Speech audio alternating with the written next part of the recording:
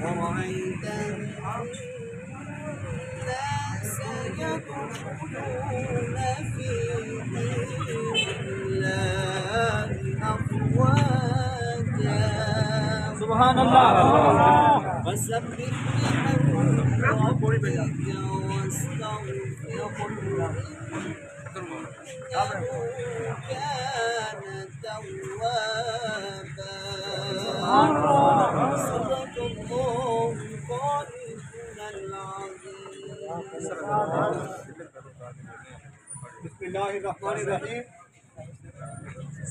آج میں اور آپ سب احباب اپنی اپنی حاضری کسی دنیا دار کی بارگاہ میں نہیں بلکہ اپنے ایمانوں کا ثبوت دیتے ہوئے یا اللہ رب الجلال کی بارگاہ میں حاضری لگائی جا رہی ہے یا مدینے کے تاجدار کی بارگاہ میں حاضری لگائی جا رہی ہے اس بنا کے اوپر کہ ہمارا ایمان، ہماری عزت، ہمارے سرو کا تاج یا خدا کا فرمان ہے یا مصطفیٰ کا فرمان ہے.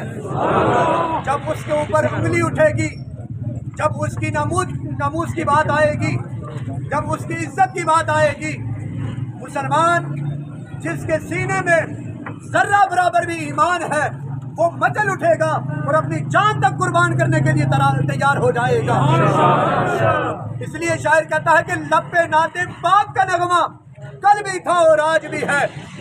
لب پہ نعت پاک کا نغمہ کل بھی تھا اور آج بھی ہے. نام نبی پہ مر مٹنے کا جذبہ کل بھی تھا اور آج بھی ہے.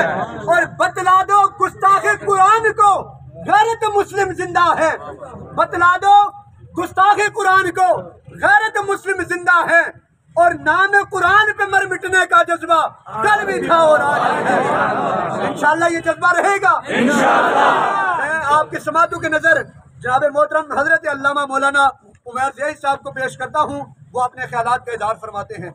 الحمدللہ والصلاۃ والسلام علی نبیہ اما بعد فاعوذ باللہ من الشیطان اللعین الرجیم بسم اللہ الرحمن الرحیم وانہ لتنزیل رب العالمین سبحان اللہ. نزل به الروح الامین علی قلبک لتکون من المنذرین صدق اللہ العظیم وصدق رسولہ النبی الکریم ان اللہ وملائکتہ یصلون علی النبی یا ایھا الذین آمنوا صلوا علیہ وسلموا تسلیما الصلاۃ والسلام علیک یا سیدی یا رسول اللہ وعلی آلک واصحابک یا سیدی یا حبیب اللہ الصلاۃ والسلام علیک یا سیدی یا نور اللہ وعلی آلک واصحابک یا سیدی یا رحمت للعالمین.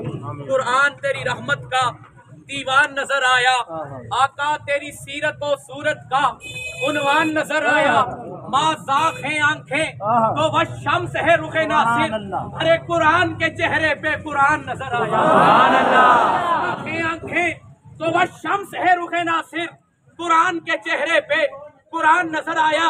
اب آپ وقار یہ کس قرآن کو مٹانے کی باتیں کرتے ہیں؟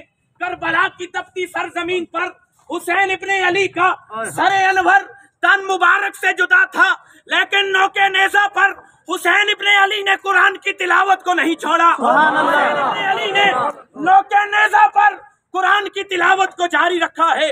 اباب وقار آج کا یہ جلوس اور آج کی یہ ریلی سویڈن کے اندر ہونے والے گستاخ قرآن کے خلاف ہے. اباب وقار قرآن پر حملہ ہمارے اسلام پر حملہ ہے. قرآن پر حملہ ہمارے دین پر حملہ ہے. قرآن پر حملہ غیرت و حمیت دینی پر حملہ ہے.